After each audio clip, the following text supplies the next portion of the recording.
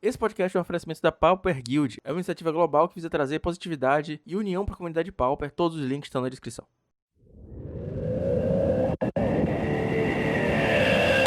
Olá pessoal, tudo bem com vocês? Eu sou o Fernando Portelado e sejam muito bem-vindos ao Heavy Metal número 39. Hoje aqui, mais uma vez, senhor Rafael Martinez. Fala galera, beleza? Aqui quem fala é o Martinez e no vídeo de hoje... não é vídeo não, né?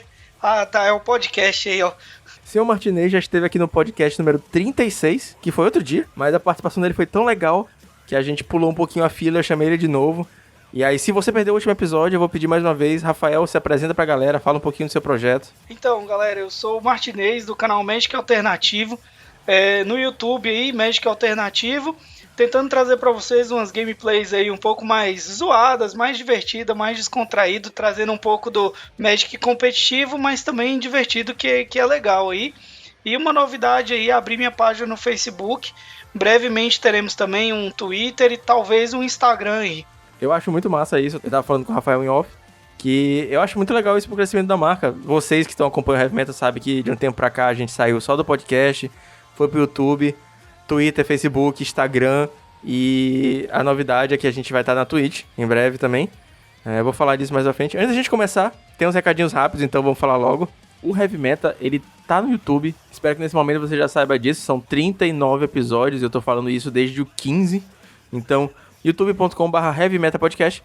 A gente tá no Instagram, a gente tá no Facebook, a gente tem o e-mail heavymetalpauper@gmail.com, caso você queira entrar em contato com propostas comerciais de muitos tickets e dinheiros.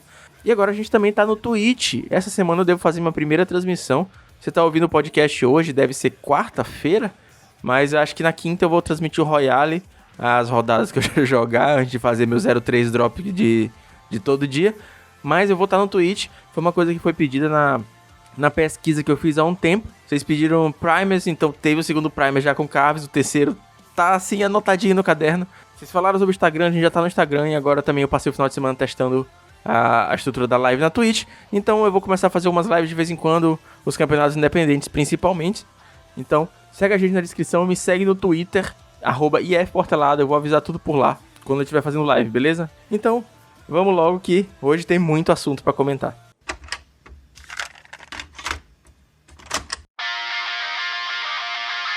Cara, mais uma vez a gente tá com 2 Pauper Challenge e tá rolando algumas mudancinhas no meta. A gente tá vendo que o Agro is back, Stomp fazendo resultado nos 2 finais de semana, cara. O que você tá achando disso? Cara, então, isso aí é interessante, fazer o Heavy Metal na pós-análise, né, do 36 pro 39, temos aí o quê? 2, 3 semanas, né? Sim. E fazendo a pós-análise, mostrando o que a gente tinha falado.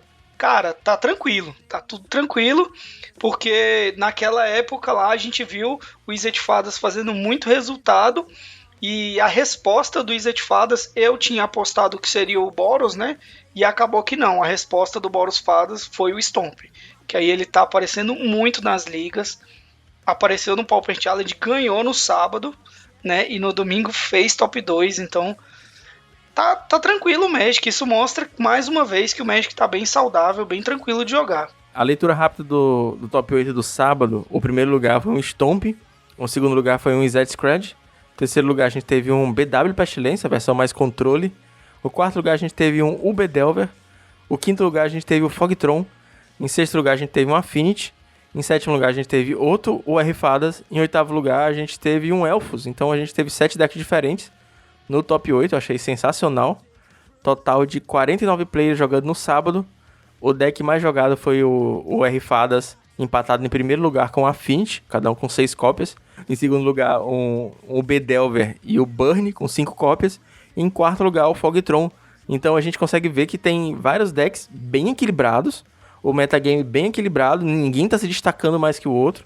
Eu acho que são todos sinais de um metagame bem saudável. Claro que a questão que o pessoal fala muito, né, do santuário e tudo, às vezes o santuário acaba conseguindo virar algumas matches, mas, gente, é normal, tem cartas, é o Magic, entendeu? E isso mostra, inclusive, ressaltando novamente, o Stomp nem foi o deck mais jogado e pegou o top 8, não só o top 8, Elfos também presente no top 8, né? Do top 8 aqui, ó, 1, 2, 3, 4, 5, 6, 7, 8 arquétipos diferentes no top 8. Olha que top 8 saudável. Não, 2, é 7. 7, né? Teve 2 Ilhas de Fadas, mas que são diferentes. Se eu não me engano, foi no sábado que eles eram bem diferentes. Foi os do sábado. Porque um Ilha de Fadas é aquele bem mais controle, sem a Fairy Seer, e o outro já é uma lista mais tradicional. Eu fico muito feliz com isso também. Eu acho que o que a gente viu semana passada, e nas semanas que estão acontecendo, né? Que o Burn ganhou, há um tempo atrás o Mono Black ganhou, semana passada um deck de barreiras ganhou, essa semana foi o Stomp que ganhou. Então, eu fico feliz que as divisas entre o que é Tier 1, Tier 2 e Tier 3, elas estão ficando meio borradas, né? Se você perguntasse há uns meses atrás, quando o Tron tava dominando o formato, tipo assim, o Stomp é Tier 1, eu falava, cara, não, o Stomp é Tier 3. Ele não tá ganhando do Fogtron e tudo mais. E tem o Boros também que tá muito presente. E agora a gente vê que o Stomp tá ganhando aí um challenge, porque ele tá conseguindo se aproveitar do espaço dos Screds, né? Dos Fadas. Então, a gente sabe que o Stomp é um deck que consegue colocar uma pressão muito cedo. Às vezes o Scred tá patinando, não tem tanta remoção, não consegue dar tanto counter assim nos primeiros turnos. E a galera consegue botar umas ameaças muito fortes. Eu tenho jogado de Affinity esses dias. Botei inclusive 2 vídeos no canal de Affinity. E eu noto isso, cara. Às vezes quando eu consigo botar um cara passa 4-4 de segundo turno, é uma vantagem muito grande pra mim. Imagina o deck que é todo cheio de vantagem de primeiro e segundo turno. Sim, sim. Até ele tirar o Carapace Forge, se vir redondo, ele vai tirar no quarto turno. Até lá ele já levou muita porrada. E fora as outras ameaças, né? Sim. É isso aí. Tem muita... A match do Affinity contra o Scred eu tenho achado até boa, cara. Porque tem muita mágica que ele não consegue anular. Tipo, a fada não vai pegar o Mirror Force, não vai pegar o Totcash. Se ele começar a gastar Counter Spell pra isso cedo, ele vai acabar vendo uma Tog na mesa. Então, você acaba conseguindo jogar muitas ameaças muito rápido. E o Scred não consegue lidar tão bem. Depois do side, piora, tipo, muito, por causa do Gorilla. Mas ainda assim dá pra se virar. Sim, primeiro, tem que vir o Gorilla, você tem que não vir com o seu Blue Elemental Blast. São várias variáveis aí, né? Inclusive, o próprio Affinity, ele se adaptou ao meta, né? Se você olhar a lista de Affinity atual aí, ela é completamente diferente de um Affinity de uns 4, 5 meses atrás, né? Que agora a maioria das listas aboliu completamente o Frogmite, né? O Batracoid. E agora só tem bichos fortes e com pressão de board muito grande. Então o Affinity, se ele resolver 2 bichos ali, já te deixou numa desvantagem muito grande. E antes a gente não via isso, né? É até interessante você falar isso, e a gente pode começar a falar da parte de lista. E eu escolhi algumas listas pra falar aqui. Você pode comentar também as que você achou legal aí do sábado também. Mas já que a gente tá falando de Affinity, a lista que ficou em 6º lugar de Affinity, ela tá bem diferentona. Que nem você falou, se adaptando bastante ao meta. Eu achei bem curiosa.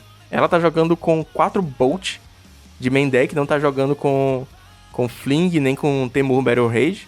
Tá jogando com 4 Galvani, 4 Bolt, 3 Atog, já que ele não tem tanto Fling, né, tanto Temur, pra fechar o jogo no combo. E aí 4 Carapaça, 4 Guia Seeker, 3 Serpentes, né, Guia Seeker Serpent, 4 Mirror Force, 4 Totcash, aí 4 Esferas, 4 Estrelas, Esferas Cromáticas no caso, 4 Navigators com pés, 4 Prophet Prism. Então eu achei bem diferente, cara, porque as pessoas tiraram o Frogmite, de fato, como você falou, pra botar mais serpentes, em tentar jogar com Carapaça de segundo turno com mais frequência, né? Baixando Navigators com pés, tem várias listas até com Terrarium. E essa lista abriu mão dos Temur, dos Flings pra jogar no Burn, né? Então ele bate um pouquinho e fecha em Burn. Achei sensacional, achei interessante demais. Sim, é uma lista bem diferente e segue isso, né? Ela tem uma boa correção de curva, que era um problema que o Affinity tinha, né, antigamente, que tinha que vir uma curva boa ali no early game para você conseguir fazer ameaças cedo. Ele conseguiu corrigir isso. E aqui eu te garanto que ele deve ter ganho muita partida aí, ó, sem sacanagem. Ele deve ter ganho muita partida no gogó, assim, ó. Ele baixava o Atog, o cara pensando, cara, ele vai vir um Fling, e acaba jogando em torno do Atog Fling ali, ó. E o cara dava o baile no oponente e ganhava, e o cara nem falava, vai, cadê o Fling? É verdade. Eu acredito que possa ter acontecido. Começava a bater, ficava ali, gerava uma vermelha, o cara já ficava perigoso. Sim, o cara fazia um Atog, ele já tentava matar o Atog, sendo que o Atog nem é tão importante na lista, entendeu? Sim, verdade. Ou bloqueava o Atog sempre pensando, não, vai vir um Fling agora, né? Então, pode ter acontecido isso aí. Isso é verdade, você falando isso agora é uma coisa que eu sinto bastante. Às vezes eu baixo o Atog E tipo, cara, eu não vou sacrificar meus artefatos todos agora pra jogar um fling. E se você tiver um counter, eu me fudi. Então, tipo, a Tog tá lá. Mas o que é importante agora é a serpente, é o cara passa. E aí o cara se fode todo pra matar o Atog, joga remoção e tal. Então a galera tem medo, cara. A Tog é bom pra isso mesmo. Sim, às vezes o cara nem joga uma mágica pra não ficar tapado, entendeu? Sim. E aí, nisso aí dele não ficar tapado, ele fica com medo, né? Você joga uma serpente e ainda tem duas abertas. Aí o cara fala, não, eu não vou anular a serpente, porque eu vou tomar um fling. E aí você consegue jogar o seu jogo inteiro, o cara perdendo ali sempre uma, duas manas abertas pra responder seu Atog fling que não existe, né? É uma boa, pode ter sido isso que ele pensou. Outra lista que me chamou a atenção aqui é o UB, né? O UB Delver, apesar de, mas o UB Delver já é batido, mas agora o UB Delver tá usando 2 Thorn of Black Rose de main, e ele ficou em 4º lugar, né? É uma carta que a gente não via, né, no UB Delver. Algumas vezes a galera usava de side e tal, né? Mas não era costume ver essa carta e apareceu, né, no sábado e no domingo, inclusive, no meio aí, me surpreendeu isso aí. É interessante mesmo, cara. Eu testei algumas listas com Thorn, com 2, porque eu fui burro e só comprei 2, quando baixou muito o preço. E é interessante, cara, de verdade. Tem matches tipo contra Tron, que você encaixou um Thorn e você ganhou. Praticamente é isso, você consegue comprar muito mais carta antes de te bater. Até em Mirror, às vezes, é legal, porque rola aqueles board stalls também, tipo, um Gurmag aqui, um Gurmag ali, ninguém consegue remover, Snowfault não mata bicho preto. E aí, tipo, porra, começa a comprar carta. E aí é como se fosse o segundo santuário, né? O santuário com Tragic Lesson. Na verdade, o Thorn, ele no UB, ele faz o papel do ninja no Scred, né? Que aí você consegue dar um Deprive Lock mesmo, né? Com o Thorn na mesa e o santuário, né? Tu vai comprar 2 por turno, tu faz o santuário, pega o Deprive e dá o Deprive no turno do cara, devolve o santuário e você sempre vai comprar o próprio Deprive, que é o que o Scred acaba fazendo com o ninja. O UB resolveu isso aí com o Thorn of Black Rose, né? Tem uma outra lista que eu queria comentar, a lista do R Clint 21, que ficou em 5º lugar. Ele tá jogando de Tron e ele não tá jogando com Bonders Ornament. Ele inclusive falou no Twitter que ele se recusa a usar essa carta pelo preço dela. Ele tá se recusando a usar a carta, ele falou lá que tá testando lista sem ela, ele fez resultado. 5º lugar, então o único Tron no top 8 dessa semana não tá jogando com Bonders Ornament. Ele tá com uma lista um pouquinho diferente. Tá com Seagate, 2 de main deck. Inclusive falou no Twitter, concordo com o pensamento dele, é uma coisa que eu já tava fazendo na minha lista UG, de jogar com Seagate pra parar ninja. É legal ter essas 2 cartas de main deck, porque, tipo, eles se reciclam, é um bloquezinho legal, se vacilar leva uns flickers. E o que eu achei surpreendente é que ele tá jogando só com 1 Jinhova de main deck. Ele tá fechando o jogo de forma mais lenta, batendo de Mudrifta mesmo em 1 Jinhova. O Jinhova do side tá acompanhado de Serrated Arrows, Scattershot. Acho que de diferentão só isso mesmo. Pra jogar o Serrated Arrows e Scattershot pra jogar contra o Scred também. Que é uma match que não tá muito fácil pro Tron, não. Sim, e aí ele fez uma mudança, né? Ele foi ousado aí, tá jogando só com 3 Stonehorn de main, né? Também. Sim, é isso aí, interessante. Legal o Clint tá jogando sem Bonders Ornament. Mais pra frente eu vou falar um pouquinho mais dessa carta. Mas por enquanto é legal, parabéns pro Clint. Sim, inclusive mostra um pouco do que eu gosto bastante de falar no canal e aqui pra galera de Brasília e no geral de Magic que eu tenho, que é, cara, às vezes acontece, entendeu? Você joga com o deck e aí, mas tem uma carta do deck que é mega cara. Cara, joga sem, arruma outra estratégia e joga e dá certo, entendeu? O Tron era bom antes, não é porque lançou uma carta nova que o Tron ficou ruim, né? Então se você não tem a carta, mete as caras e joga e dá certo, véio. O cara conseguiu aí um bom resultado. Manja muito do deck, então pra ele não fez tanta diferença. Assim, IRL, quando eu tava começando a montar meus decks, não tinha uma pool tão grande, bicho, várias vezes eu jogava com Nihil Spell Bomb de main deck, porque não tinha Relic era R$25, cara. Aí você tinha que ter 2, 3 relíquias, era Nihil mesmo, e era isso, e a vida é essa. E joguei campeonato na lojinha, ganhei campeonato na lojinha sem jogar com relíquia. E, tipo, IRL, Bonders Ornament é 50 centavos, R$1, mas no mall tá bizarro, cara. Eu acho que, a não ser que você esteja, de fato, competindo no mais alto nível, que você esteja jogando challenge, que você esteja jogando campeonato que, cara, que isso vai te devolver esses 20 tickets cada em premiação, eu acho que não faz sentido. Não faz sentido você comprar um set de 100 ticks pra jogar campeonato de 2 ticks, de 3 ticks, saca? Tipo, os campeonatos independentes, esse circuito mais humilde que a gente tá acostumado. Sim, exatamente. Cara, com 100 ticks você consegue a pool Pauper quase toda, então você consegue comprar dos Monarca e tudo, todos os decks quase. Então é um investimento arriscado e puxado, né? Inclusive, na data de hoje, o ornamento acho que tá 17 ticks, uma coisa assim, ele tá caindo. Claro, porque como ele só sai em Treasury Chest, a partir do momento em que os Treasury Chests liberam o ornamento, acontece das pessoas irem tirando. Então vai aumentando a quantidade de ornamento nas lojas, né? E aí ele vai caindo um pouquinho o preço. Claro que ele não vai cair muito, vídeo os Monarca, né? Os Monarca não caem o preço por causa que só cai em chest. Você tem mais alguma lista pra comentar do sábado? Cara, do sábado só ressaltar também o terceiro lugar, que é um BW aí, né? O BW Pestilência, que, cara, a lista foi a mesma lista que o Amoras joga, né? Ou bem próxima daquela que o Amoras joga. Também uma lista que responde um pouco bem o Scred, né? Ele não tem tanto draw recursivo, né? Ele não tem Monarca, ele não tem essas coisas para poder ter um draw recursivo melhor. E talvez ela venha respondendo a resposta do Scred, né? O BW ele tem um excelente match aí contra o Stomp, então você tem um deck que é bom contra o deck que tá em ascensão agora. Ou o deck que vai vir a ficar em ascensão, né? Tem inclusive, eu vou deixar linkado na descrição, um vídeo do canal do Matana. Ele fez uma liga de UR Scred, a última partida dele foi contra o Amoras de BW e não deu pro Matana, cara.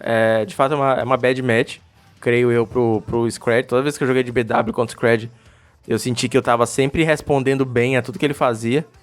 E o contrário também, quando eu tava de Scred contra BW, eu senti que eu não conseguia botar pressão. As marchas são muito boas contra a gente. Se entrar um Castigate, porra, metade do jogo já foi. E a Pestilência, se entrar também, mata a board inteira com 2 tickzinhos. E essa versão, aparentemente, tá indo muito bem no meta. O problema é que ele é muito ruim contra Tron. Cara, real. O BW contra Tron é bizarramente difícil pro BW. Então, se o Tron voltar daquele up, pegar o lugar que o Scred tem hoje, acho que o BW dá uma diminuidinha de novo. Sim, exatamente, né? Porque o BW contra o Tron, na minha cabeça, a única chance de vitória do BW é no tempo. Na minha cabeça, não tem outra vitória pro BW se não for no tempo.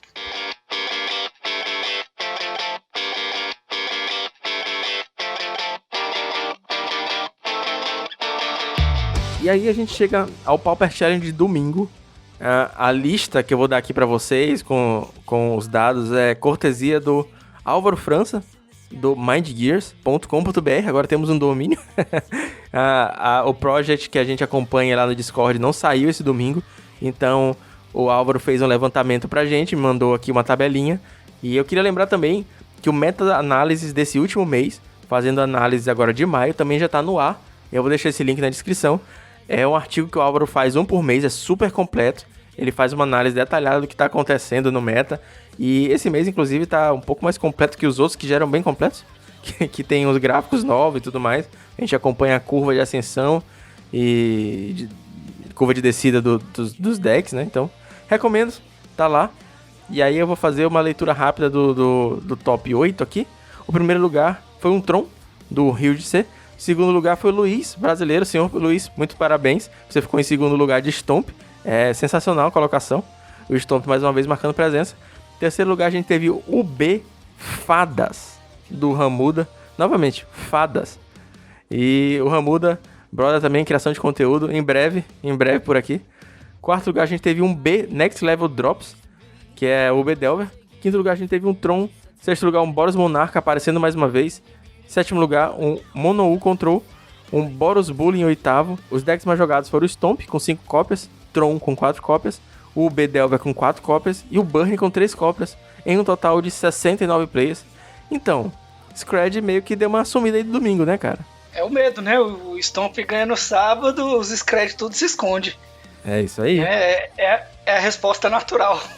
Tanto que a gente viu que o UB apareceu na lista dos decks mais jogados, que é um deck que tem mais respostas ao Stomp, né? Ele tem o Snuff Out, ele tem Echo NDK, ele tem mais remoções E o bicho grande, né, o Gourmag, consegue segurar.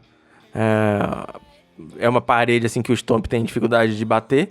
Ele foi uma resposta também a galera que queria talvez jogar de Scred, acabou pegando o UB Delver. Deck assim, meio parecido, uma estratégia similar, mas que é melhor na match. Sim, exatamente. No UB nós temos cartas que se sobressaem um pouco ao Scred. Apesar das emoções do Scred serem de uma mana, né, no geral pontuais melhores, mas no UB você tem aí remoções mais amplas, né? Você tem Echoing Decay, Agony Warp e Suffocating Films, que também está aparecendo bastante, que acabam fazendo 2 para 1, e isso faz uma diferença muito grande contra o Stomp. É verdade. Mais uma vez a gente teve 7 decks diferentes no top 8. A diferença é que no sábado a gente teve 2 UR Fadas e agora a gente teve 2 Trons, mas ainda assim muito equilibrado. A gente tem o Mono Blue, a gente tem o B, que são bem diferentes, o Delver e o B Fadas. A gente tem Agro, a gente tem o Boros Bully, o Boros Monarca. Então, porra, eu achei bem legal esse top 8 domingo também. Um pouco mais clássico, mas ainda assim bem legal. Bem diferenciado, mostrando que os decks, ó, no sábado apareceu um Elfos no top 8, domingo tem Elfos no top 9, top 10, então os decks aí, eles estão sempre aparecendo e tem uma variação de arquétipo muito grande, o que é muito bom pro Pauper em si, eu acho isso sensacional. Com certeza. Teve até aquela história do, acho que foi o Arilax, o pro player que fez resultado semana passada, jogou o challenge e tudo mais, e aí perguntaram no Twitter pra ele o que ele tava achando, né? E ele falou que o formato está ótimo. Eu até retuitei isso, concordo bastante com ele. Printei e botei no WhatsApp pra galera que não tem Twitter. Mas é isso, cara. O formato tá bom. Vários decks você pode escolher. Quer jogar de agro? Tem o Stomp, cara. Tem o Burning que fez resultado. Tem decks mais controle, mid-range. Então, e tem até combo, né? Barreira fez resultado semana passada. Tem o Cycling. Cara, é o pacote completo. Não tem como não gostar desse formato. Uma crítica, eu não sei se a galera que ouve o Heavy Meta também acompanha outros formatos. Cara, eu ouço críticas fortíssimas de outros formatos, entendeu? De Legacy, Modern, Pioneer e T2, que cara, o T2 tava sendo, né, mudou agora, mas estava sendo um formato de turno 4. Chegou no turno 4, você perdeu o jogo de uma vez. O Modern é o famoso turno 3, ou você ganhou até o turno 3, né, ou já acabou o jogo. E o Pauper não tem isso, né? O Pauper ele é um formato que você consegue, os agros conseguem fechar o jogo ali entre o turno 3, raramente, né? Mas mais comumente fechar no turno 4, os agros conseguem fazer isso. Mas se os controles também conseguem sobrepujar os agros, e uma vez que sobrepujou o agro ainda tem chance de ganhar. O que não vejo que acontece em outros formatos. E isso para mim é uma coisa muito boa do Pauper, né? A galera, ao meu ver aí, a minha opinião é que às vezes a galera tem um pouco de preconceito em ir pro Pauper, mas o Pauper pra mim ele é o Magic que eu jogava quando eu era criança, 14, 15 anos aí. Ele representa bem esse Magic aí, onde cada carta importa, né? Não é uma carta que vai virar o jogo sozinha. Perfeitamente colocado, cara. É exatamente como eu me sinto. A gente comentou no último episódio que a gente tem mais ou menos a mesma idade, uma história muito parecida em questão de Magic. E é mais ou menos isso. Eu jogava lá no 2001, 2000. E, cara, é muito parecido com o que a gente joga hoje, de verdade. Aquela coisa de micro decisões, não é tipo, porra, vou botar esse Planinauta na mesa e ele vai me ganhar o jogo. Agora você não pode mais jogar mais instantânea. Essa sua criatura leva bounce. E pronto, sabe? Tipo, ganhei o jogo com Teferinho. Então, eu gosto acho legal do Pauper isso. Tipo, se você botou uma threat na mesa, você tem, tipo, alguns turnos pra procurar respostas. Então, o cara botou um Lamog, cara, será que eu tenho um Rinoceronte? Será que eu consigo comprar o Jinrova pra dar um bounce? E aí eu tento jogar e o cara, sei lá, tem um counter dele. Aí eu sacrifico permanente, saca? Não é uma coisa que define a partida de uma carta só. Tem sempre saídas. Sim, uma carta que eu gostaria de ressaltar aí nesse nosso comentário sobre como o formato Pauper ele é bom. Existem duas cartas para mim que elas são fundamentais no Pauper, que é o que deixa o Pauper equilibradíssimo, que é o Hydroblast e o Pyroblast, ou do Elemental Blast e o Red Elemental Blast, que fazem com que decks azuis não sejam tão fortes e nem decks vermelhos tão explosivos e rápidos que outros decks não consigam responder. Então são duas cartas aí que para mim elas são fundamentais no formato. É uma simetria, né? A gente tem Counterspell no Pauper. Porra, Counterspell é muito forte. Cara, do outro lado tem Ritual Sombrio, saca? Consegue dar uma destruição de terreno no primeiro turno. Antes de você ter 2 manas azuis. Mas tem, porra, Pyroblast, tem Bolt, aí tem Hydroblast, tem, saca? Eu acho um comentário muito pertinente seu, essa simetria das cartas que a gente tem no Pauper. Sim, é muito bom. Falando um pouquinho sobre as listas, eu queria muito começar pela lista do Rio de C, que ele ficou em primeiro lugar de Tron. Ele tá jogando com 4 Bonders Ornament e tá jogando com uma Counterspell de main deck, 4 Stonehorn e tudo mais. Essa lista do Tron tá muito parecida com o outro Tron que fez também top 8. E ela me lembra um pouquinho o Tron Nevado, cara. O Tron que tá jogando com Counterspell, porque agora pode fazer mana azul mais fácil. Um Tron que tá um pouco mais controle, tá jogando com 1, 2, 3 counters aqui. Um Weather Storm de main deck. Então é legal, ele tem acesso às cores. Eu queria muito estar jogando com essa lista, mas como a gente tá falando, o Bonders Ornament tá muito caro. Tá complicado. Eu inclusive, a gente falou no bloco do sábado, que com 100 tickets você compra a pool do Pauper quase toda, e é mais ou menos isso mesmo. Eu lembro que um tempo atrás eu, sem querer, abri o binder errado com um bot, e ele queria comprar minhas cartas por tipo 87 tickets. E aí com 87 tickets você vai levar um Tron, você vai levar um Monoblue, você vai levar um Scred, você vai levar um UB, você vai levar... Na época eu não tinha um Affinity, mas é mais ou menos isso, sabe? Uns 4 decks por menos que um set de Bonders. Então, por mais que eu queira muito jogar com esse Tron, tô achando uma versão sensacional. Comprei 8 Bonders IRL pra montar o Jeskai e pra montar o Tron. Eu acho que enquanto não baixar muito de preço, vai ficar só na vontade aqui no mall mesmo. Exatamente. Ele traz a curva que o Tron precisava, né? Porque ele é um cinete piorado no early game e no late game ele é um draw muito melhorado, né? Inclusive, teve uma partida que eu joguei contra o Tron com o ornamento e, cara, ele melhora mãos ruins, né? Do Tron, que às vezes aquela mão que o Tron abre ali com 2, 3 lands de Tron, antigamente você só tinha o prisma de saída, né? Ou você tinha que gastar o seu mapa para poder pegar uma lente colorida. E jogando com um Bonders Ornament, você tem 8 fontes de mana colorida, sendo que o Bonders Ornament tem uma vantagem sobre o Cinete, que ele é um Cinete tunado no late game. E eu vi que fez diferença ali. Claro que eu tava de agro, então no early game ali ele sente um pouco perdendo um turno fazendo Bonders Ornament, mas depois ele consegue ganhar muito valor com essa carta aí. Ela é muito, muito forte mesmo. Eu tenho uma dúvida que eu fico... Até falei no Twitter, não sei se me levaram a sério, mas eu quero jogar aqui pra vocês. Se todo mundo tiver Bonders Ornament, ninguém tem Bonders Ornament, porque a carta fala que você paga 4, vira, cada jogador que controla uma permanente chamada Bonders Ornament compra uma carta.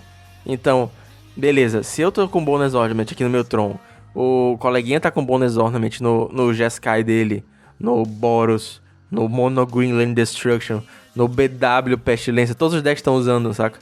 Então, será que faz a diferença toda ou acaba sendo uma desvantagem? Tipo, o que você acha disso? Se todo mundo tiver e ninguém tem? Cara, o que eu vejo do Bonders Ornament, fazendo uma comparação talvez extrapolada aí, é o Monarca, né? Claro que o Bonders Ornament, diferente do Monarca, existem monarcas acessíveis e monarcas completamente não acessíveis, né? Se você for pegar o Monarca azul ou o Monarca verde e o vermelho, eles são ruins. O Monarca bom mesmo é só o branco e o preto. Que aí fica aquela, né? O cara usa o Monarca, eu uso o Monarca para tirar o Monarca do cara. É a mesma coisa do Bonders Ornament, né? Mas pode chegar um momento em que você tem que usar o Bonders Ornament porque o cara vai usar o dele. Então, para o cara não comprar uma carta livre, você usa o seu, né? Para poder substituir isso. Inclusive, extrapolando, sei lá, dá para pôr um Bonders Ornament ou 2 aí no Boros Monarca, no Scred, em outros decks alheios aí. Colocar uma ou 2 dessa carta perdida aí pode não fazer tanta diferença na questão da gameplay ali, mas pode fazer total diferença em uma match onde o cara tenha o Bonders Ornament dele.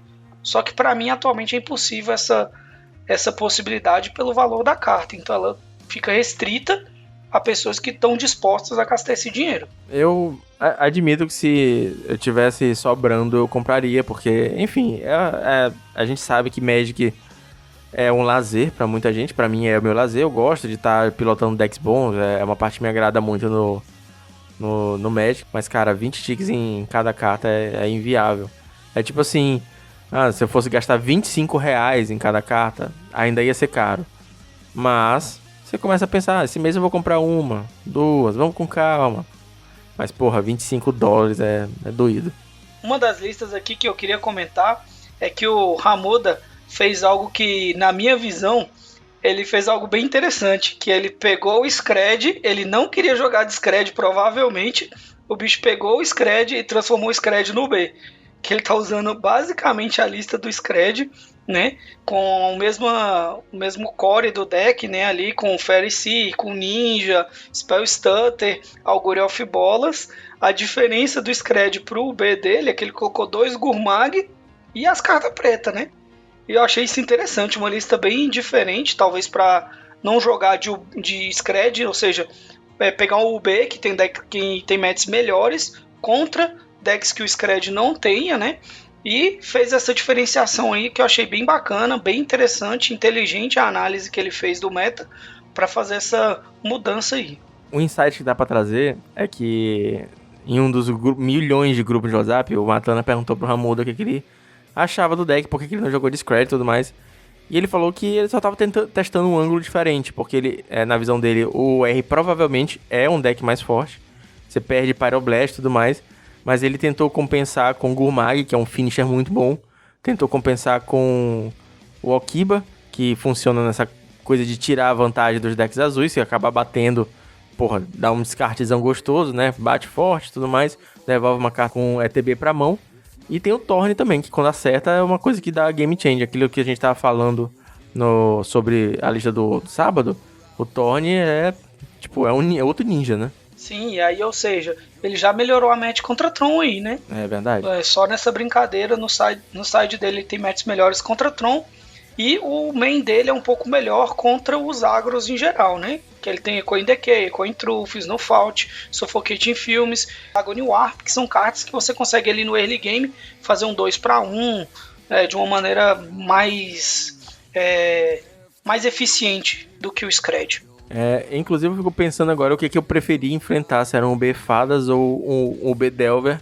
E eu acho que o B-Fadas ele é mais perigoso, cara, por causa do ninja. Assim, eu de Tron, em um cenário que eu estou jogando contra esse deck, né?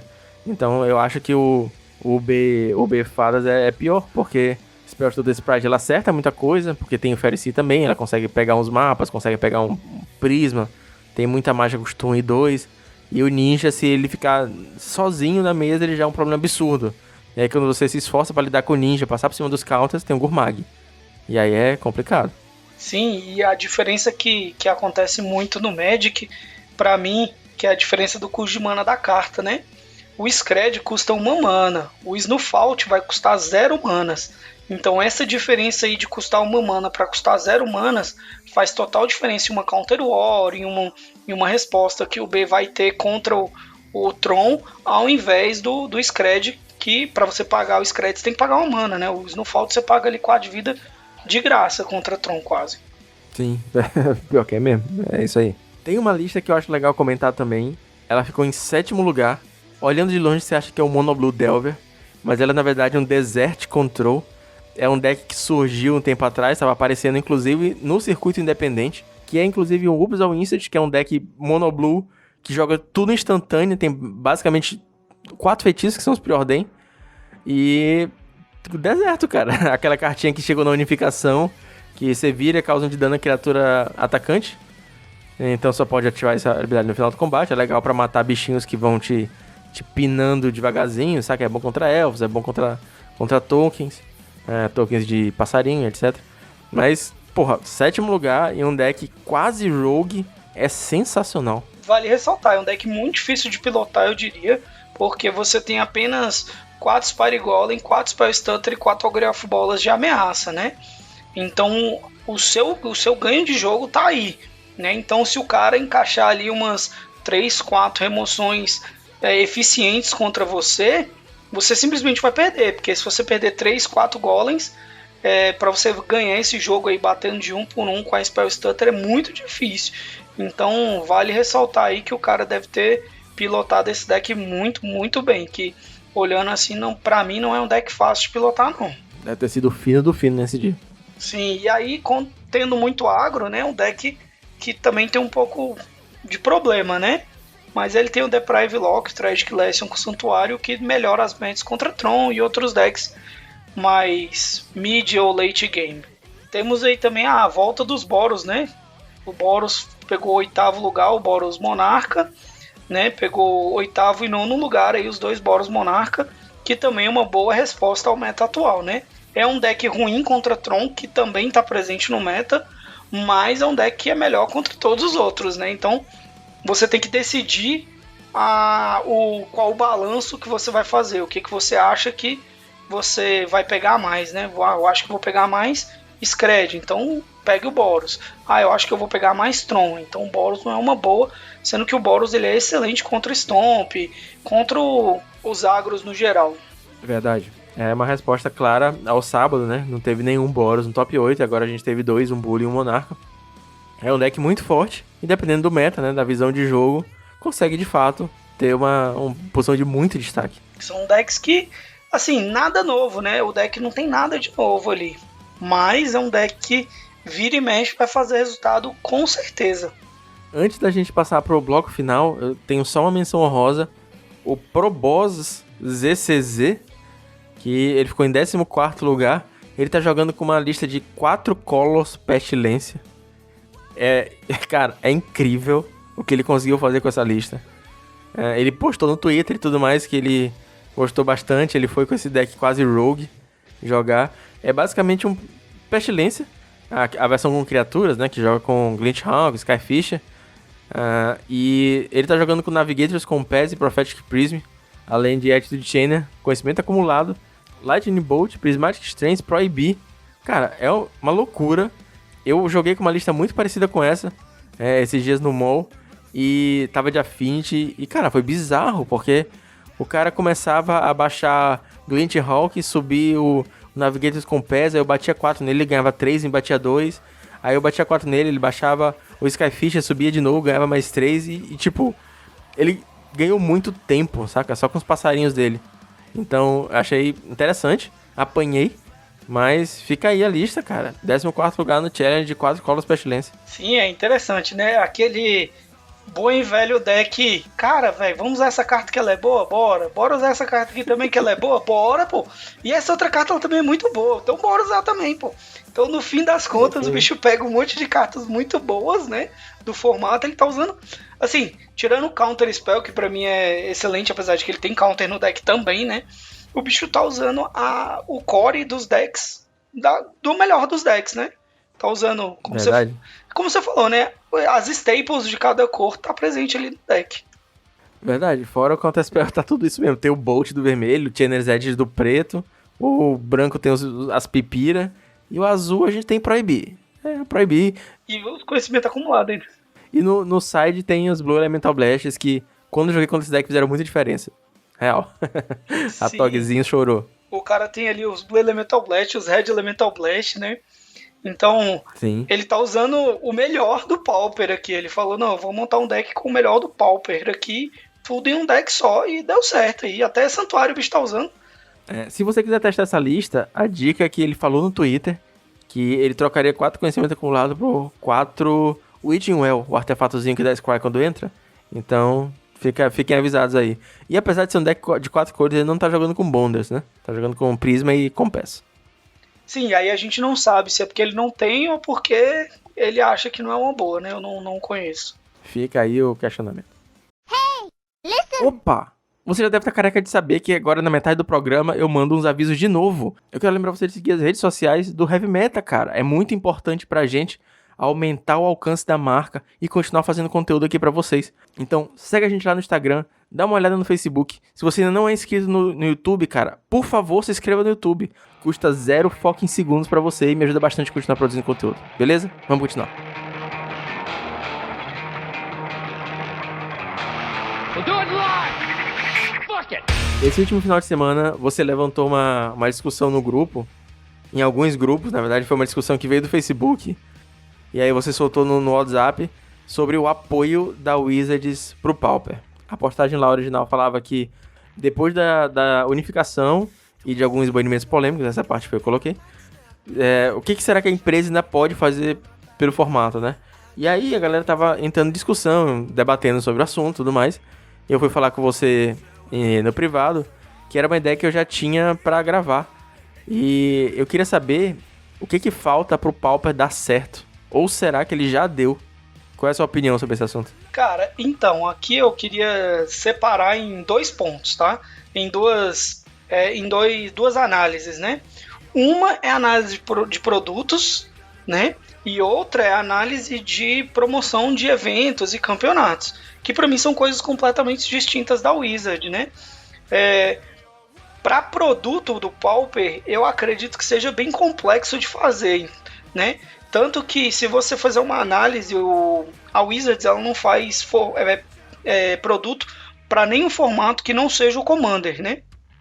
Então, não tem Challenger Deck para Modern há muitos anos, não tem Challenger Deck para o Pioneer, não tem, apesar do Pioneer ser novo, não tem para o Legacy, não tem suporte de material nesse sentido. O que a Wizards fez para os outros formatos aí foi o Modern Masters, Modern Horizon, que a Wizards fez, específico para o Modern, que acaba pegando o Legacy ali, e ela faz os Masters, né, as edições Masters, que ela disse que não ia ter mais, mas acabou que lançou agora o Ultimate Masters, que vai ter. E isso é pro formato Pauper também. Não é voltado pro Pauper, na minha opinião, mas acaba pegando a gente, porque ali a gente pode ter um reprint de uma carta boa, né? Como foi Modern Horizons, que teve prints de cartas boas que estão presentes no nosso formato aí, como Defile. E isso é bom pro formato. Então, pra mim, às vezes eu vejo a galera falando, pô, mas não vai ter um Pauper Masters. Mas, no geral, não tem Masters de outros formatos, né? O Master, ele é um reprint que acaba pegando todo mundo. O único formato que tem produto mesmo é o Commander, né? Não sei se você concorda ou não nessa parte. Eu tenho uma opinião um pouco parecida. Todo mundo sempre fala que o Pauper não dá dinheiro pra companhia, e eu concordo. Até comentei com você no dia que a gente tava conversando que pra gente ainda é meio caro aqui no Brasil, mas lá fora booster é $3, né? É por aí, então, pô, qualquer troco de pão, você faz um booster draft. Aqui pra fazer um booster draft eu tenho que pensar assim, eu vou fazer esse booster draft ou eu vou fechar metade do meu deck? Então, é mais complicado fazer de fato os produtos Pauper. E uma coisa que eu venho notando que a empresa vem fazendo, concordando com você, é de fato inserir cartas Pauper, que elas sabem que são Pauper, dentro de produtos Master, né? De coleções que a gente, de Commander até também, porque não que a Wizard seja boazinha, longe disso, eu tenho muitos problemas de verdade, com o modo como a companhia leva o jogo nos últimos anos, mas isso é assunto para outro podcast. Mas ela faz isso pra vender. Tipo, quando o lojista ele compra uma caixa, de alguma coisa Masters da vida, ele sabe quais são as cartas que tem lá, porque o spoiler já vazou todo. Então ele pensa assim, pô, essas cartas aqui, essas raras, essas míticas, vão ver jogo no Pioneer, vão ver jogo no Commander, porra, a Force of Will vai ver jogo no Legacy, então eu vou conseguir vender isso aqui tudo. Mas, e o resto? Saca? Então, tipo, quando você começa a botar umas Staple Pauper lá, você sabe que você vai acabar conseguindo vender o resto da caixa também, as cartas que a galera não quer tanto, porque a gente vai comprar. Basicamente é isso. Então, eu acho que essa é uma maneira que a Wizard meio que indiretamente apoia o formato. E apoia o formato e o bolso dela, né? Porque não que a Wizard ganhe dinheiro de venda de singles, mas quando o lojista, as grandes lojas, esperam vender mais caixas, a Wizards ganha. Se o cara espera comprar assim 40 caixas porque o EV, ou Expected Value, né, o valor esperado da caixa tá baixo, eu vou vender isso aqui só pra galera do Modern. Tipo, ninguém do Legacy quer essas cartas, ninguém do Commander quer essas cartas, e as comuns vou jogar tudo no lixo. Tipo, ele vai comprar, sei lá, 10, 20, 30 caixas.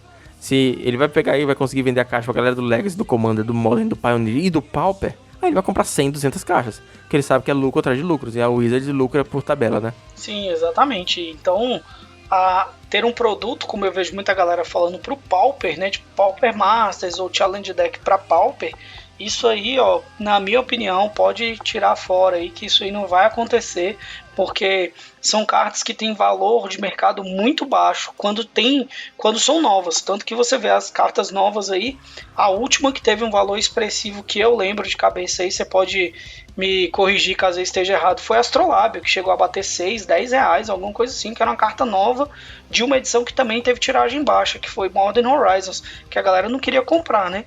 Agora, edição Buster de edição, as cartas de edições do Standard, geralmente as cartas Pauper ali ficam ali R$2, R$1,50, as mais caras.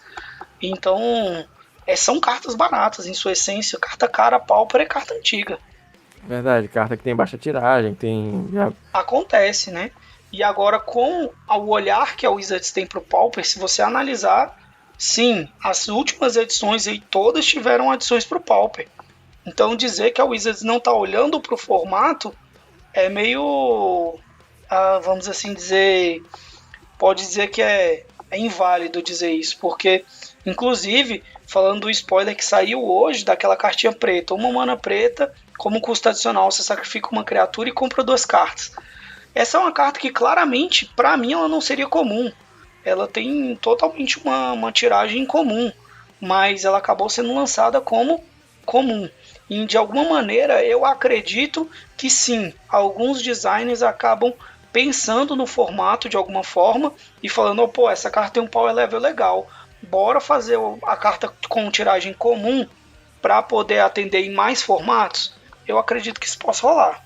Essa questão de produto que a gente está comentando, tem um outro ponto que eu queria comentar. Eu gostaria muito que tivesse um produto Pauper. Muito, muito, muito. Só que só que o problema é que talvez esse produto não seja vendável fora de mercados emergentes, tipo Brasil, Índia, América Latina, sei lá. Pensa num deck Pauper. Um deck Pauper hoje no Brasil, você compra R$200, você compra um deck bom. Você compra um Affinity completo, você compra um Ubedelver que não leva, sei lá, Land Nevar, não leva Scred. Você monta um Tron, então R$200, R$250 você monta um deck Pauper. Na gringa, esse deck, sei lá, $20, $25. É mais ou menos isso. A gente vê pelos vídeos do Professor, quando ele faz deck Tech Pauper, ele fala, porra, deck Pauper de $20, deck Pauper de $25. Lá fora você compra um Challenger deck de tipo $25, $30. E é um deck tipo T2 cheio de carta rara, que mais um pouquinho você completa. Por que eles vão fazer um produto Pauper com um valor muito abaixo de um produto que eles podem fazer com os mesmos recursos de outro formato? Por que eu vou gastar os designers gráficos, os game designers, vou gastar o time de desenvolvimento para pensar, balancear, fazer a embalagem desse produto aqui que eu vou vender por $20, $15, quando eu posso gastar o mesmo salário dessas pessoas para fazer um Challenger deck, para fazer um produto Modern, para fazer um Challenger deck Pioneer, saca? Então é complicado lá fora. Eu entendo que se fizessem Challenger decks Pauper no Brasil, eu sempre já falei aqui antes, eu tenho uma ideia que seria legal fazer um combo, porque aí você conseguiria vender mais caro, saca? Tipo, Mono Black versus Stomp, um Burn versus Mono Blue, né? Pra fazer assim as antíteses, né? Os inimigos. Então, dá pra vender os dois juntos em um valor maior, pra tentar ganhar mais dinheiro, mas ainda assim ia vender em mercado emergente, né? É meio difícil imaginar porque que a equipe ia gastar o seu salário, suas horas de trabalho fazendo isso lá fora. Cara, fazendo um paralelo com o que você falou aí, inclusive, eu já vi vários campeonatos que a premiação do campeonato é um deck ou é uma pool de cartas, e a própria comunidade Pauper, devido ao valor das cartas ser um pouco baixo, reclamando disso, né? Porque o que acontece? A Pauper, como é um valor baixo, às vezes eu tenho todos os decks. Então, às vezes eu jogar um campeonato em que a premiação do deck, do campeonato seja que um heróico ou um mono black, aí o cara pode pensar, pô, eu não vou jogar, porque eu já tenho deck e tal. Então fazer um produto específico nesse sentido, eu acredito que seja difícil, mesmo porque ninguém vai chegar lá numa loja e eu vou comprar um Challenger deck Pauper aqui para jogar um campeonatinho Pauper, né? No Brasil a gente não tem essa mania, né? No Brasil a gente não tem esse hábito, e lá no exterior tem, porque é barato, né? Um Challenger deck a $25, rapaz. Eu fazia isso todo dia, né? Aqui R$25 a gente paga na inscrição de um campeonato. Verdade. Esse é o primeiro ponto, que é produto, né? Então, questão de produto a gente conseguiu falar um pouco aí, né? E para mim tem outra questão, que é evento, que são duas coisas completamente diferentes, inclusive feito por empresas diferentes. E aí entra o que eu brigo mais sobre o Pauper do que outros. Agora, para evento, eu acho que a Wizards teria total autorização para poder fazer Pauper grande. Porque assim, podem dizer, mas não tem produto, Pauper, não tem nada voltado para o Pauper. Mas, gente, não tem nada voltado para o Pioneer. E até ontem nem existia Pioneer. E a Wizards falou, vai ter um GP Pioneer. Quando a Wizards falou, vai ter o GP Pioneer, todo mundo foi lá e correu e montou deck. E o GP Pioneer, vamos dizer assim, não bombou porque os GPs estão passando por uma série de problemas em si. Mas teve o GP Pioneer. Então, é o que eu acredito que aconteceria com o Pauper. Inclusive, teve side events Pauper que, na minha opinião, foram muito bons. Mas eu vi algumas pessoas reclamando, poxa, você viu lá na stream do Pauper foi Tortex contra Tron. Olha que match ruim de ver na tela e tal. E aí eu discordo, entendeu? Às vezes acontece, são matches ruins mesmo. Mas o formato em si eu acho que tem decks muito competitivos, decks muito fortes e que trariam um bom resultado para a própria Wizards vir a fazer um campeonato grande. Claro que eles não vão dar um passo maior que a perna, na minha opinião. Eles fizeram ali um que antigamente era PTQ, né, que dava vaga para o Pro Tour, que agora chama Players Tour. Eles fizeram um desse para o Pauper, que para mim já é sensacional. O cara conseguir ganhar uma vaga jogando vaga para o Pro Tour, jogando Pauper. Isso para mim é uma coisa que era inconcebível há 4, 5 meses atrás. E isso eu já acho bom. E dali para frente eu acredito que a tendência é melhorar. Claro que no cenário que a gente está vivendo agora, a resposta online não é tão boa para o Pauper, porque tem alguns campeonatos Paupers que têm premiações mais elevadas que acabam não dando 128 players, né? E isso é ruim para o próprio formato. Mas a unificação e transformar o Pauper em competitivo, para mim foi uma abertura de portas muito boa, só que eu tenho uma ressalva a fazer, que é uma via, né, é uma faca de dois gumes, porque a partir do momento em que o Pauper se tornar competitivo, pensa aí, hoje em dia existem X pessoas que querem comprar Scred no mercado. Se o Pauper virar competitivo, vai existir 10X pessoas querendo comprar Scred. Então o preço das cartas vai aumentar consideravelmente e isso é uma coisa que os jogadores de Pauper têm que ter em mente quando pedem ou quando militam na causa de o Pauper tem que ser competitivo, tem que ter mais coisas maiores pro Pauper e tal. Tem esse outro lado ruim também que a galera tem que ver. Tem alguns pontos dessa conversa. Deixa eu tentar falar por partes. Esse MCQ, né, ou PTQ, aquele evento Pauper que foi transmitido, o classificatório, inclusive foi o Rio e Jensen e o LSV que narraram. Eu achei incrível. Incrível. A gente tava vendo 2 Hall of Famers, o cara campeão mundial, o fucking LSV narrando Pauper. Eu achei sensacional. Teve alguns poréns. A postura de alguns jogadores, por ser um campeonato Pauper, por ser um paralelo, tava ainda meio aquém do que a gente esperava de uma transmissão dessa. Eu acho que foi o 420 Dragon, que tava jogando de UW familiar. Cara, a mesa dele tava uma bagunça. Eu queria muito que o juiz tivesse parado e falar, cara, arruma essa parada aí, tá ridículo. Então, já é um formato que pouca gente acompanhava, no caso, na época, que já faz, acho que isso foi 2018, 2019. Então, ainda tinha, assim, decks desconhecidos, a mesa confusa, muita cheia de carta, muita permanente. Então, beleza. E o William Dell falou no Hack dos Cast uma vez que quando eles tentaram fazer final do Latam Pauper no Brasil, a Wizards não permitiu, porque esse evento foi muito abaixo do que eles esperavam. E o Willi falou, cara, isso aí foi na gringa. Aqui no Brasil vai estourar. E ele tá certo. Só comentando aqui em Brasília, o Latam Pauper que teve, né, o classificatório pro Latam, o que teve a versão Pauper foram que deram a maior quantidade de players aqui em Brasília. Deu 35 players, 38. Então, aqui no Brasil é outra realidade mesmo. Total. Aí foi o que ele falou. Ele pleiteou com a Wizards pra ele fazer os classificatórios do Latam no formato que ele quisesse. Então ele pode fazer Pauper. Mas as finais tem que ser nos formatos lá determinados pela Wizards. Então, é uma realidade diferente. Que nem a gente tá falando, é o preço do Booster Draft, né? Lá é muito mais barato você jogar qualquer outro formato. E aqui não. É tipo, real. Eu jogo Pauper porque eu amo o formato. Mas é o formato que eu consigo jogar, cara. Eu não conseguiria gastar 3 mil reais em um deck Modern. E se eu quiser trocar de deck é uma loucura de novo. Então esse é um outro ponto. E a falta de campeonatos grandes, com certeza, afasta alguns players do formato. Um exemplo vivo é o Sanduíche. Sanduíche fez top 8 do CLM. E porque o Sanduíche é um grinder, cara. Ele quer jogar campeonatos. É isso que o nome do canal dele diz, né? Sanduíches Grind. Ele fala sobre isso, que ele quer jogar campeonatos. Então, porra, se o circuito tá forte no Arena, se o circuito tá forte no T2, se o circuito tá forte no Modern, Pioneer, ele tá indo pra esses formatos. Quando o circuito tava rolando CLM e Pauper, com premiação grande, ele tava jogando Pauper também. Eu nunca mais vi o Sanduíche falar de Pauper, porque não tá rolando campeonato IRL grande Pauper. Então, isso é um ponto. Sobre a questão do preço das cartas, cara. Infelizmente, é uma coisa que tem acontecido. Eu comecei a jogar Pauper em 2018.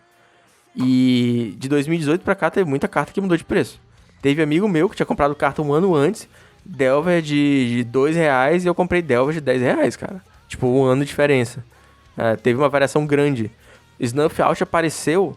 Teve um amigo meu, o Felipe Teixeira, que gravava podcast aqui comigo, comprou Snuff Out, comprou assim, sei lá, 7, 8 por R$6. No dia que ele apareceu uma lista, ele foi na loja, comprou uma porrada de R$6. Na semana seguinte estava 13.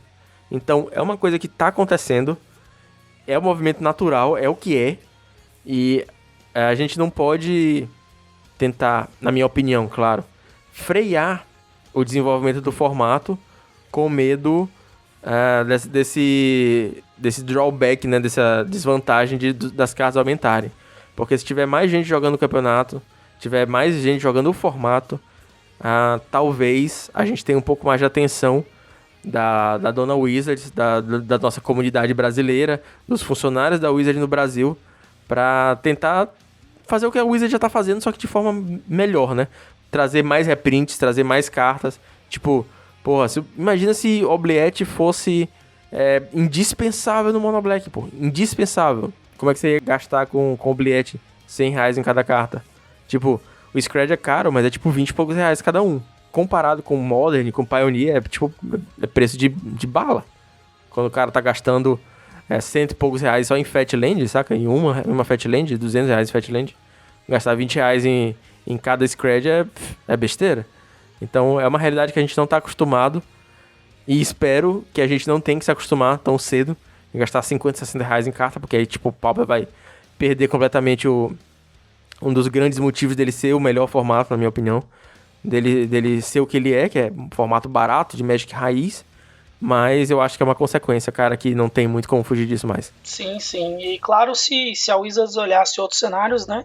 Na Itália a Pauper é muito forte também. A Wizards podia se espelhar na Itália ou no Brasil, em outros cenários aí onde o Pauper é forte, e não nos Estados Unidos, né? Porque como você comentou, cara, lá a Magic é muito barato, então é difícil o cara virar e falar, pô, eu vou gastar $100, $150 para ter um deck Modern, ou eu vou gastar $10 para ter um deck Pauper. Para eles lá, gastar esses $150 para ter esse deck Modern aí, para ele é muito mais jogo, né? Tem muito mais campeonato, muito mais visibilidade, né? Diferente aqui da realidade do Brasil.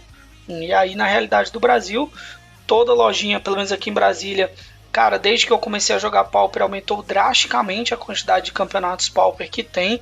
Tem tantos que eu nem consigo ir em todos, né? Ter toda semana, 1 a 2 vezes por semana tem campeonato Pauper. Então tá crescendo. A resposta dos jogadores aqui de Brasília é muito boa, né? Fazendo um jabá pro quadradinho aqui, ó.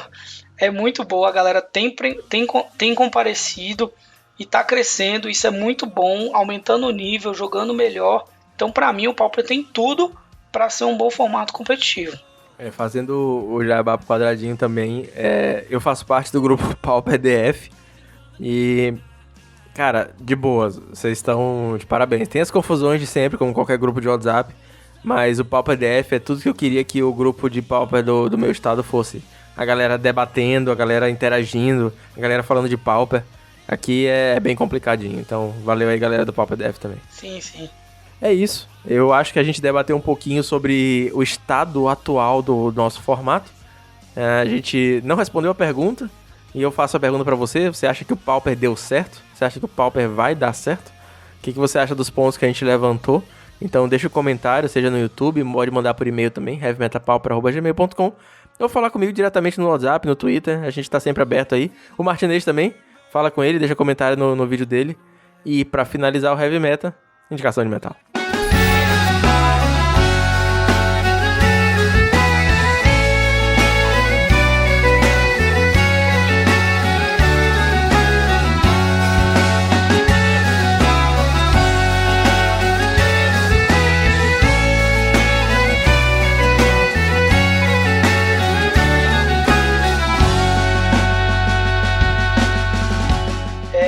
Aqui em Brasília, alguns amigos meus do heavy metal acabam me zoando muito, que eu gosto do que eles chamam de heavy metal de flautinha, né? Até imagino. Que aí ficam me zoando por causa do folk metal, né? E no momento em que estamos vivendo, eu fiquei pensando uma música e eu decidi fazer a música, não sei se você conhece, a música Gaia, da banda Terra Celta. Que nesse momento aí da vida, repensar um pouquinho os nossos valores e o que a gente quer pro nosso futuro. Essa música fala muito sobre isso. Pô, não conheço a banda, tô olhando aqui no Spotify agora. Interessante, cara. Eu vou botar na playlist e vou escutar também. Eles são da onde, essa banda? Sim, então, é uma banda brasileira, novamente representando o Brasil aí. Eles cantam em português, então fortalecendo também um pouco a nossa língua aí, que às vezes a gente acaba se perdendo nos metais da vida aí, que é tudo nórdico, né? Tudo fala inglês, mas é uma banda que representa muito folk metal, né? Claro, eles são folk metal, né? O famoso rock de flautinha, mas é uma banda muito bacana, eu tenho acompanhado bastante eles, são de Londrina, inclusive, e, pô, show de bola eles. Pô, que massa, cara, que massa. Eu acho legal a gente valorizar o metal nacional, tem muita banda boa. Eu já indiquei metal nacional pra playlist. Se você tá ouvindo agora pela primeira vez, tem uma playlist colaborativa do Heavy Metal. São 39 programas, são 3 especiais, são 2 primers, e todos eles têm uma indicação de metal no final. Todas essas músicas estão numa playlist do Spotify. Então, recomendo que você escute. É um pouquinho do gosto de todo mundo que passou por aqui. É bem legal. E o Terra Celta, a música Gaia já tá lá. Acabei de colocar aqui durante a gravação. Então, quando você estiver ouvindo, já pode ouvir mais essa música. Senhor Rafael Martinez, muito obrigado. A sua presença aqui é incrível. O senhor é de casa. Gosto muito do seu canal. Inclusive, vocês não sabem disso, mas o Rafael falou assim: ei, já tô pronto pra gravar, vamos lá. Eu falei, cara, rapidão, tô só acabando de assistir teu vídeo aqui, que a partida tava super emocionante. Então, obrigado por ter vindo mais uma vez. Foi muito legal, cara. Valeu, velho. Muito obrigado pela oportunidade aí de compartilhar um pouco mais do que a gente sabe de Pauper. Gosto muito também de trocar essa ideia com você aí, um cara super bacana, abriu uma oportunidade aí muito boa e tá fazendo um excelente trabalho com esse podcast aí. Valeu, cara, valeu. É isso, senhores, muito obrigado por vocês que ficaram aqui até o final com a gente. E não esqueça de dar uma olhada nos links na descrição, links da Pauper Guild, o link do senhor Rafael e os meus links também. Vai seguir todo mundo, que é só a galera gente boa. Valeu, falou, até semana que vem. Beleza.